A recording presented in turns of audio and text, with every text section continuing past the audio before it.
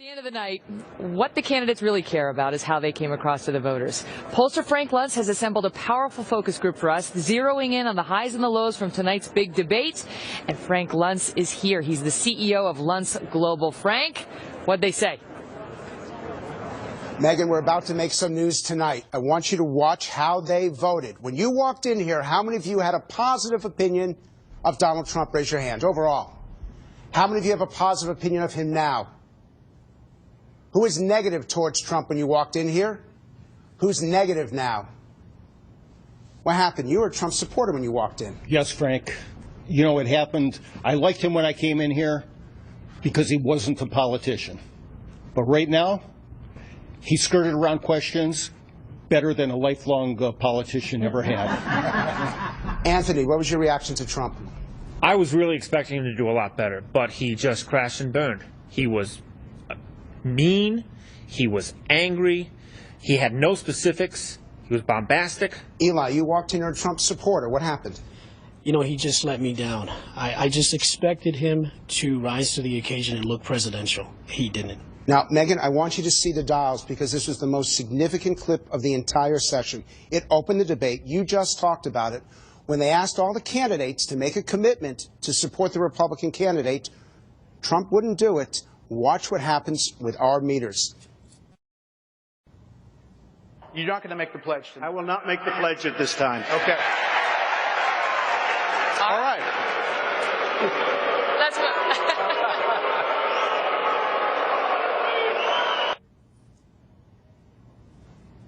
I mean, it was remarkable. So what was the issue with that? Who had a problem with that? Raise your hands if you had a problem with that. What's the problem? Divide and conquer strategy, basically. He's splitting the party. He's going to basically take the focus away from the candidate who's going to be leading. Renee? And if he runs as an independent, he's going to be basically handing the election to Hillary Clinton. Well, I don't believe that. I don't believe that. I don't think that's so at all. We don't even know if Hillary's going to be the candidate. So it doesn't make any sense to me. So you don't have any issue with that? No. Regardless of who the candidate is, it's still going to be, we are all Republicans. We either succeed together or we fail together. Terry. I think he needs to stand behind whoever is the nominee. Well, so what was your reaction to him when he did that? That bothered me. Mark? The one thing that Trump did, he's brought all the attention upon himself. He sucked the wind out of the room. And all he did was point at himself and have no solutions for anything. I was repulsed by it. Frank, if he runs third party, Republicans lose, period. Exactly. Is that what he said? He's running for third party? He never said that. Or did he say he wouldn't support? His way he's going to. He said he wouldn't promise not to. So that means I thought it was he wouldn't promise to support any. So you guys watched, and I don't want this to just be about Donald Trump. Who surprised you? Who did better than who you were expecting? Mike Huckabee. Why? He was just so eloquent, and it was like no effort for him. He knew what he was saying, he believed what he was saying, and he felt everything he was saying. Go ahead. I think Ben Carson really improved his outlook to me. I thought he came across...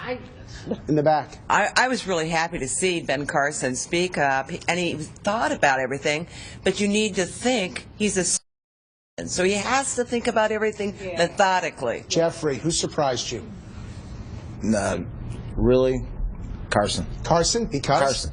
Same thing. He didn't get enough out. He couldn't talk fast enough like the others, but he was eloquent. Did this debate help answer who you're supporting? Yes or no? Yes. Did the debate cover the questions you wanted them to cover? Yes or no? Yes. Did you learn about the candidates? Yes or no? Yes. Did they ask fair questions? Yes or no? Yes. So I'm going back to Trump because it's the big story. What went wrong? He showed himself for what he is. He's a casino owner. He's a person who just panders to people. A narcissist?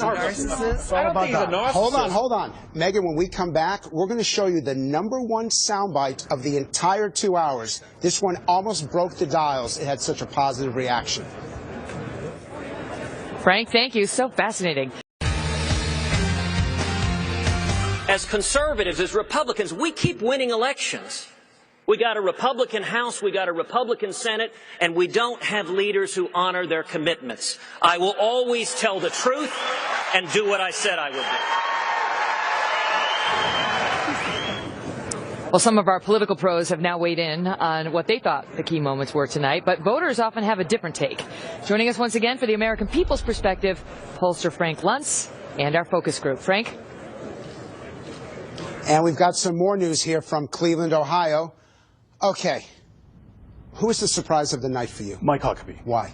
Well, he brought a certain level of past history with invoking Ronald Reagan's trust but verify, trust for vilify, and basically brought in some details that I didn't really assign to him before. You walked in here supporting who?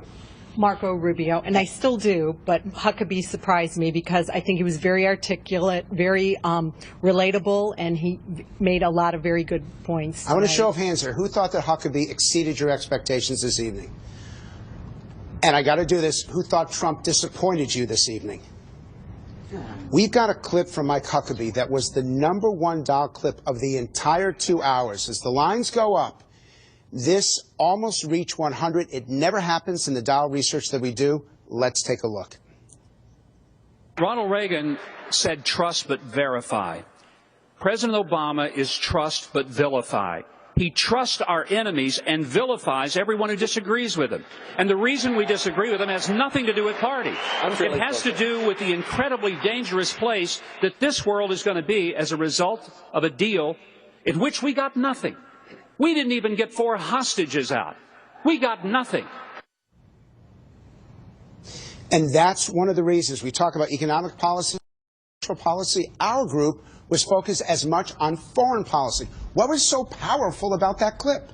Explain it to me. Connected to Ronald Reagan, at the time when you know, the past history of the Republican. I don't like the fact that my president insults my entire party because we don't agree with his deal with Iran. Why are you nodding your head? I agree with that 100%. I think that was the horrible remark, to paint the entire party like the mullahs That of was disgusting. Iran. It's not just the party, it's also our allies as well. Go ahead. Absolutely. I think that what the president said is just horrendous. This name-calling, this trashing, this bashing, everybody on both sides needs to stop. So this wasn't the only clip that did incredibly well. Ted Cruz had one of the high points of this evening when he addressed ISIS and what he would do if he was president. Remember, the higher the lines glow, the more positive the response. Let's take a look. We need a commander-in-chief that speaks the truth. We will not defeat radical Islamic terrorism so long as we have a president unwilling to utter the words radical Islamic terrorism. What we need is a commander-in-chief who makes clear, if you join ISIS, if you wage jihad on America, then you are signing your death warrant. You don't see it as an ideological problem? An ideological problem in addition to a military one. So I want you to watch the impact of that. That was one of the strongest statements. I want a word or phrase to describe Ted Cruz right there. Next president. Tough. Impassioned. Next president. Articulate. Very intelligent. Focused. He's a cruise missile. Smart guy. That is one of the most powerful responses. I believe that you're going to increase with Mike Huckabee, and you're going to see an increase with Ted Cruz. Did anybody else stand out tonight? Anyone else stand out to you of those? I like Walker. Why? Because he stated specifically what he was going to do in both domestic and foreign policy. Erica? He's a phony. They asked him a question about the immigration, illegal immigration, and he said 2010. No, he changed his mind in March. So who stood out to you?